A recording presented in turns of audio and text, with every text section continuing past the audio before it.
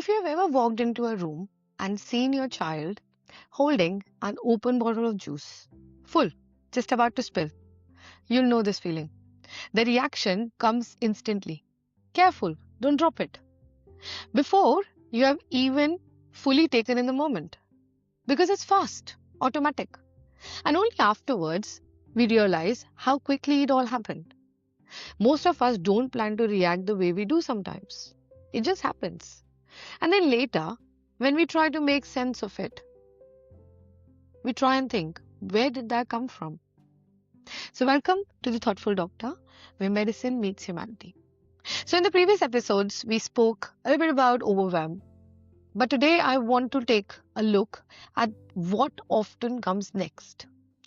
Those moments where we react faster than we expect. Because this isn't just about personality. There's something happening in our brains, which is very interesting. Whenever someone triggers us, our brain doesn't always take the slower, thoughtful route. Sometimes it takes a faster pathway, where information moves straight to the amygdala. If you remember our internal alarm system, before it reaches the thinking part of our brain, our prefrontal cortex. So, which means we react before we fully process it. Our brain is choosing speed over accuracy here. And the amygdala is designed for that because it scans for anything that feels like a threat. Not just danger, but pressure, frustration, feeling unheard, or losing control. And when that alarm goes off, it pushes us to respond quickly before the part of the brain that helps us to pause and regulate has had time to step in. So by the time we realize what's happening, we have already reacted. But there's more to it than just the brain in that moment. Our reactivity is shaped by what we are carrying. If we are tired, let's say overwhelmed, or just mentally stretched, our thresholds are automatically lower. This is something called as cognitive load. When our brain is already holding a lot, even small things can feel like too much, bigger than we expected. There's also something else we don't always notice. Now, this reactivity doesn't just stay with us. It affects the whole space around us. Let's say in relationships, frequent reactivity can make others feel like they need to be careful, to choose their words more, to avoid certain topics. And slowly that can create distance. Not because we don't care, but because the interaction feels unpredictable. And this becomes even more important in parenting because children don't just listen to what we say, they absorb how we respond. If our reactions are consistently quick or intense, that emotional tone becomes familiar.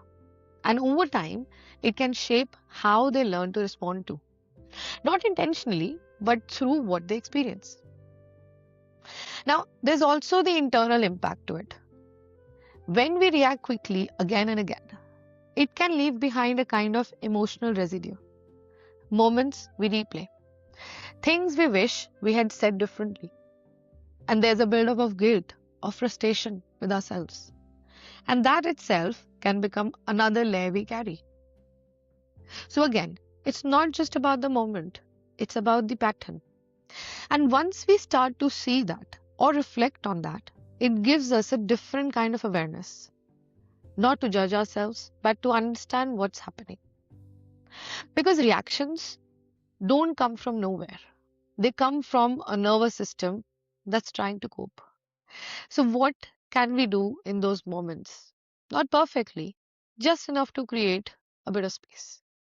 One simple thing that helps is a teeny tiny pause, even a few seconds, because that small gaps allows the thinking part of the brain to come back online.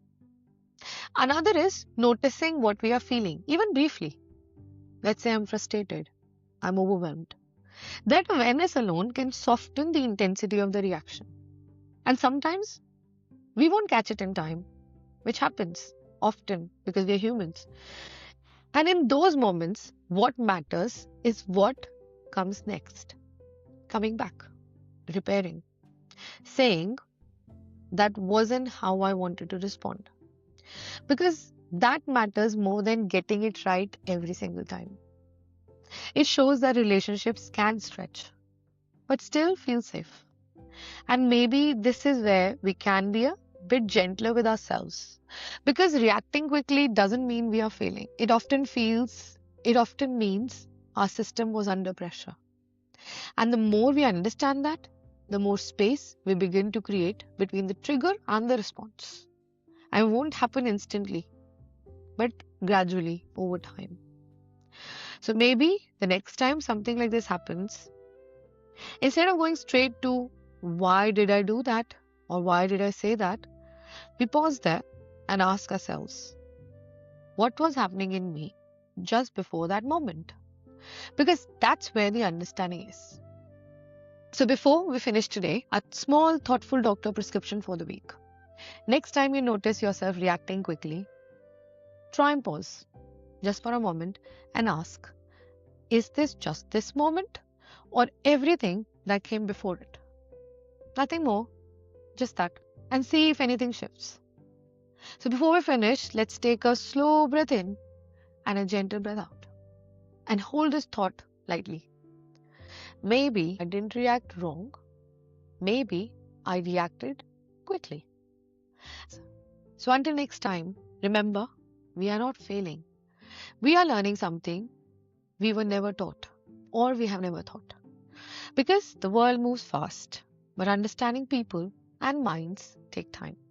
Thank you and take care.